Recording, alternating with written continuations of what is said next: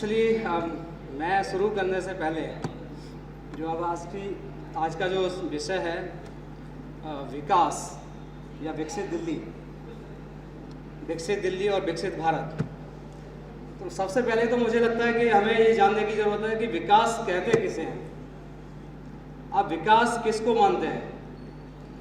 क्या आपने इंफ्रास्ट्रक्चर खड़ा कर दिया, बहुत कंक्रीट का जंगल बना दिया,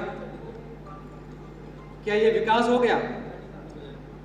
जो लोग हैं, जो हमारे देश के नागरिक हैं, वो डेवलप नहीं है और हमारे देश में इंफ्रास्ट्रक्चर, रोडें, सड़कें, बिल्डिंग्स, बहुत सारी चीज़ें बनाई जा रही हैं, पेड़ों को काटा भी जा रहा है इन चीज़ों के लिए। क्या ये विकास कहते हैं इसको? मुझे लगता है ज़्यादातर लोग इसी को विकास मानते हैं कि अच्छी बिल्डिंग हो, कंक्रीट का एक जंगल खड़ा हो जाए, बस ये विकास है। लेकिन मेरा मानना है कि असली विकास वो है जहाँ पे हमारे देश के लोग, हमारी जो जनता है, हमारे जो नागरिक हैं, वो विकसित होने चाहिए सही मायने में। आज अगर हम किसी को अच्छी बिल्डिंग बना के दे देते हैं, अच्छा घर बना के दे देते हैं और कहते हैं कि भाई आज से तू इसमें रहना स्टार्ट कर दे, क्या करेगा वो खुद से विकसित नहीं है, उसको पता ही नहीं है कि हमें इस घर का कैसे यूटिलाइज करना है इस घर को, उसको कुछ पता नहीं है। तो ऐसे बंदों को अगर हम कंक्रीट का जंगल बना के दे दें, क्या ये विकास कहलाएगा? मेरा मानना है कि सबसे पहला काम जो होना चाहिए, हमारे देश के जो नागरिक हैं, उन नागरिकों का पर्सनल डेवलपमेंट होना बहुत ज़रूरी है।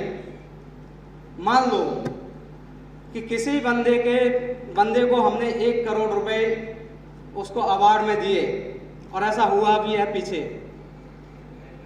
वो जो अवार्ड में 1 करोड़ रुपए दिए और वो जाता है अपने घर पे, कहीं रास्ते में जा रहा होता है और उसको 1 करोड़ रुपए वो छीन लिए जाते हैं,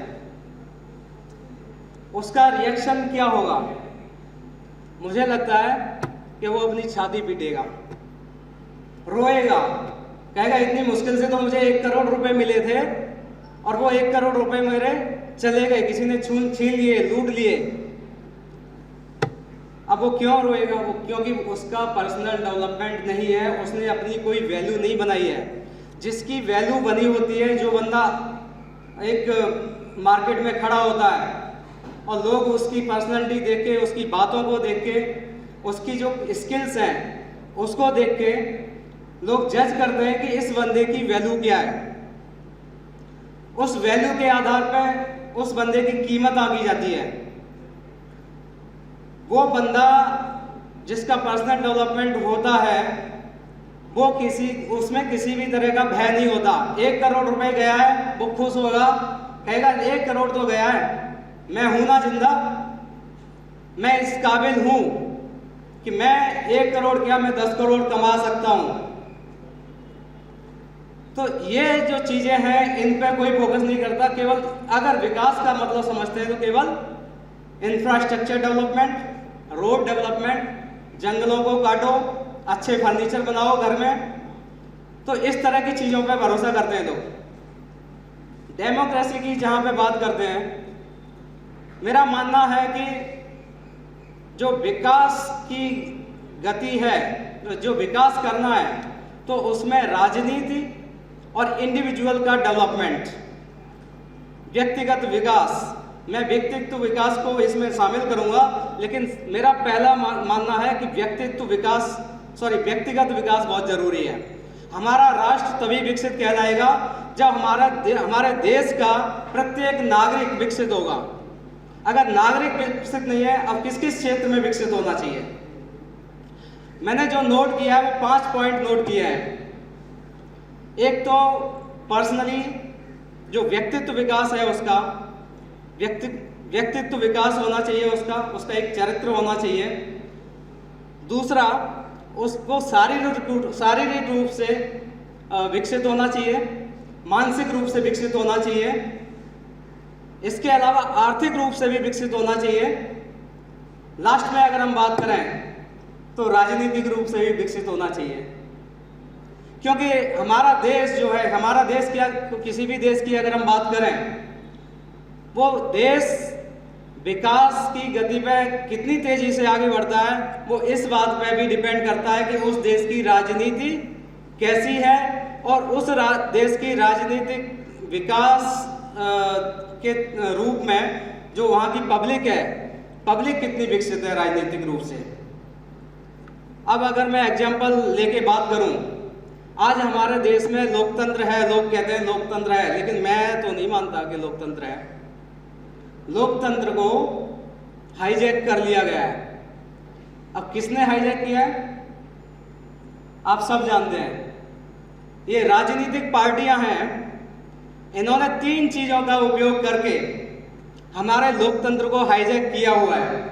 अब वो 3 चीजें क्या है, जिसके सामने सारे लोग, हमारे देश के प्रत्येक नागरिक उसके सामने अपने आप को नतमस्तक करता है। एक है पार्टियों के पास धन बल, दूसरा है दल बल। दल बल का मतलब कि ब्रांड, पार्टियों का जो ब्रांड है वो इतना बड़ा ब्रांड बना चुकी है वो पार्टियां कि उनके सामने कोई इंडिविजुअल हिम्मत नहीं करता कि वो इलेक्शन लड़ ले।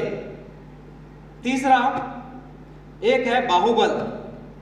तो ये जो 3 बल हैं, इन 3 बल की बेस पे पार्टियों ने जो लोकतंत्र है उसको हाईजैक किया हुआ है। अब हाईजैक कैसे किया हुआ है? मैं अगर चुनाव लड़ने की सोचता हूं तो मेरे सामने ये 3 चीजें आती हैं। ना तो मेरे पास पैसा है, धन बल नहीं है मेरे पास बाहुबल भी नहीं है और मेरे पास कोई ब्रांड भी नहीं है, तो दल भी नहीं है मेरे पास कोई ऐसा जो मुझे टिकट दे दे। इंडिविजुअली अगर मैं चुनाव लड़ने के लिए जाता हूं, अपना नॉमिनेशन फाइल करता हूं, तो इलेक्शन कमीशन भी हमारे साथ पार्शियलिटी करता है। वो आपको सिंबल चुनाव के एंड वक्त पे देगा, आप अपनी सिंबल की पहचान भी नहीं बना सकते। तो ये पार्शियलिटी भी होती है। चुनाव में अगर हमें निष्पक्ष तरीके से लोकतंत्र को आगे बढ़ाना है, उसके लिए हमें चाहिए पुराने, अगर हम भारत की बात करें या गांव का एक एग्जांपल ले लें, मान लो कि आपके घर का ही एग्जांपल ले लें कि घर में लोकतंत्र है कि नहीं है। हमारे घर में 5 भाई है मान लो, और 5 भाइयों में से हमारे पिताजी हैं वो खेती करते थे, अब वो रिटायर हो चुके हैं।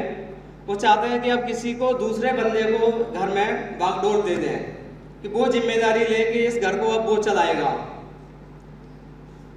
तो हम सब घर वाले जो लोग हैं वो बैठेंगे, लंच पे बैठेंगे या डिनर पे बैठेंगे और बैठ के डिसाइड करेंगे कि हमारे जो 5 बेटे हैं उन 5 बेटों में से सबसे काबिल कौन सा बेटा है। सारे घर के लोग एक दूसरे के बारे में जानते हैं अच्छे से, अच्छी तरह बारीकियां जानते हैं कि कौन किस काम में माहिर है, कौन कितना प्रेशर ले सकता है, कौन कौन सा काम कर सकता है। सारे लोग बैठ के डिसाइड करते हैं कि ये जो बड़े वाले भैया हैं ये घर को अच्छी तरीके से लेके चल सकते हैं और इनको जिम्मेदारी देनी चाहिए। यहाँ पे डिसाइड हो गया।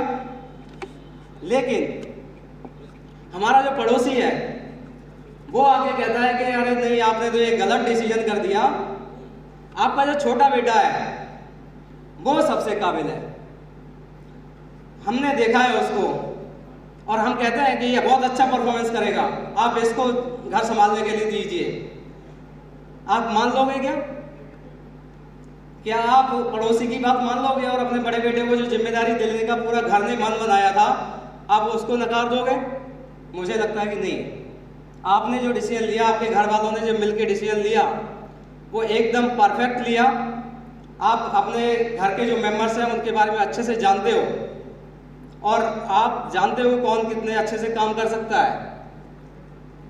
अब आप इसी तरह ये जो पार्टियां हैं इन्होंने जो ब्रांड बना लिया, धन बल, बाहुबल और दल बल, वो एक अपने बंदे को लेके आ जाती है हमारी विधानसभा में, हमारे वार्ड के अंदर, और कहते हैं कि ये बंदा देखो हम आपको दे रहे हैं, बहुत बढ़िया बंदा है, एकदम हीरा है, हीरा, केजरीवाल की स्टाइल में। हीरा बंदा हम आपको दे रहे हैं, ये बेईमान नहीं हो सकता, ये आपके लिए काम करेगा, बहुत बढ़िया बंदा है, आप इसको चुनिए, इसको वोट दीजिए। और उसके सामने दूसरा कोई बोल नहीं पाता, क्योंकि पार्टी बहुत बड़ी है, उनके सामने सब नतमस्तक हो जाते हैं, कहते हैं हाँ ये जो पार्टी कह रही है वही सबसे अच्छा है, इसने जो बंदा दिया है बस उसी को जिता देते हैं, उसी को ही वोट दे देते हैं। ये ऐसे लोकतंत्र हाईजैक होता है। मैं अगर कुछ गलत कह रहा हूँ तो मुझे माफ़ करिएगा, लेकिन मेरा दो चीज़ों पे विशेष जोर है कि आप राष्ट्र को तभी विकसित कर सकते हैं, आप दिल्ली को तभी विकसित कर सकते हैं जब वहाँ के जो नागरिक हैं वो विकसित होंगे, जो मैंने 5 पॉइंट बताए उन 5 पॉइंट्स पे विकसित होंगे, राजनीतिक रूप से भी विकसित होंगे, तभी हमारा विकास संभव है।